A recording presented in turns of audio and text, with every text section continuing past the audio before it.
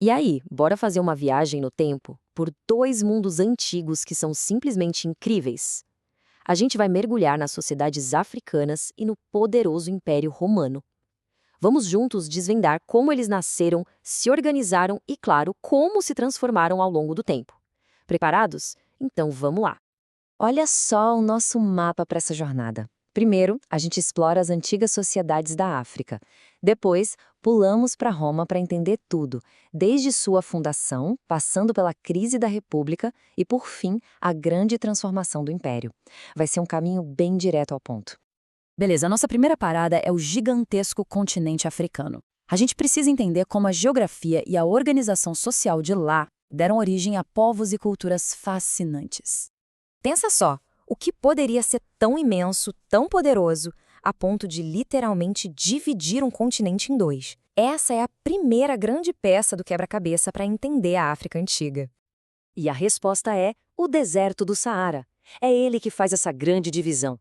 Ao norte, a gente tem a África setentrional, ou saariana, e ao sul, a África subsaariana. Mas o mais legal é que o Saara não era só uma barreira, não. Ele também funcionava como uma ponte, uma rota por onde passavam comércio e muita cultura, conectando todo mundo. A forma como esses povos se organizavam foi evoluindo, sabe? Tudo começava pequeno, com o clã ou a tribo, que eram como grandes famílias unidas.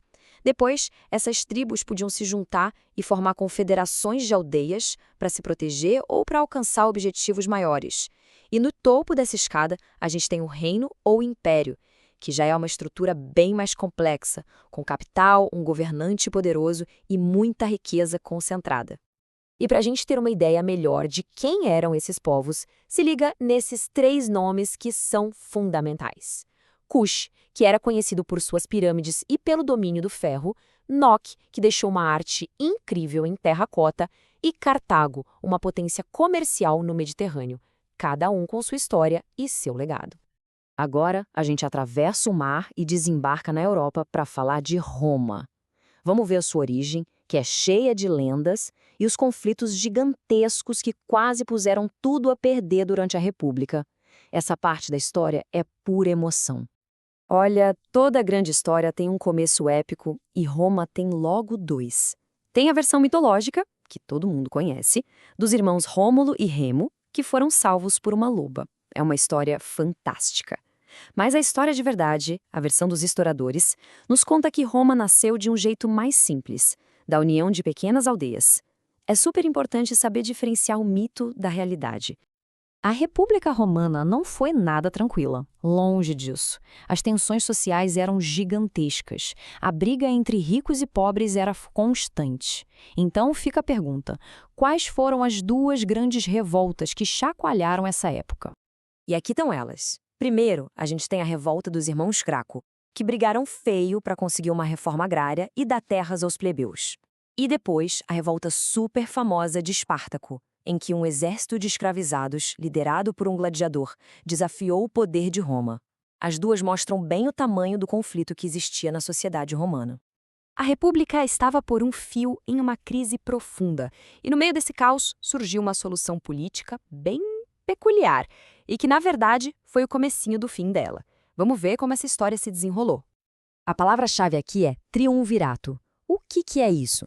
Basicamente, era um acordo, uma aliança política entre três caras muito poderosos para governar Roma juntos. A ideia parecia boa, né? Dividir o poder para estabilizar as coisas, mas na prática, juntar três generais super ambiciosos era pedir para dar briga. O primeiro trio era um time de estrelas, Júlio César, Pompeu e Crasso. O objetivo deles era claro, juntar as forças para controlar a política de Roma e passar por cima do Senado. E o resultado? Acabou em uma guerra civil terrível, da qual o César saiu como grande vencedor, virando ditador de Roma. Depois que o César morreu, eles tentaram a mesma fórmula de novo. O segundo trio tinha o Otaviano, o Marco Antônio e o Lépido. A missão oficial era vingar a morte de César. Mas, adivinha só? Acabou em outra guerra civil. E dessa vez, quem venceu foi o Otaviano. Ele mudou o nome para Augusto e se tornou o primeiríssimo imperador de Roma. Ali, a República tinha morrido de vez. Bom, a República ficou para trás. Agora a gente entra de cabeça na era do Império. Só que, mesmo no auge do seu poder, Roma enfrentava desafios enormes que forçaram o Império a se transformar de um jeito bem radical. Um momento decisivo acontece no ano de 395 d.C. Com a morte do imperador Teodósio, ficou muito claro que o império era grande demais para ser governado por uma pessoa só. Era impossível administrar tudo. A solução encontrada dividiu o império permanentemente em duas partes. E assim, a gente passa a ter o Império Romano do Ocidente e o Império Romano do Oriente. O do Ocidente, com capital em Milão, era mais frágil e acabou caindo em 476. Já o do Oriente, com a capital superestratégica em Constantinopla, era mais rico, mais fácil de defender e sobreviveu por mais 1000 anos. E como se os problemas internos já não fossem suficientes, uma nova força apareceu no horizonte: os hunos.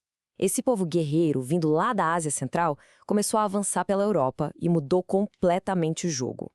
A chegada dos hunos provocou um verdadeiro efeito dominó. Eles foram empurrando os povos germânicos que, para fugir, começaram a entrar nas fronteiras do Império Romano. E essa entrada não foi só de conflito, não. Foi um processo intenso de troca cultural que a gente pode resumir em duas palavras muito importantes: romanização e germanização. E o que esses termos significam? É simples.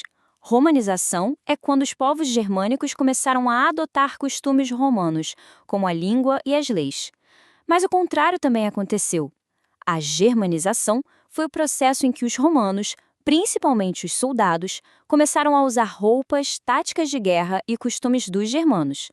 Foi uma transformação mútua, uma verdadeira via de mão dupla. E para a gente fechar, fica aqui uma reflexão.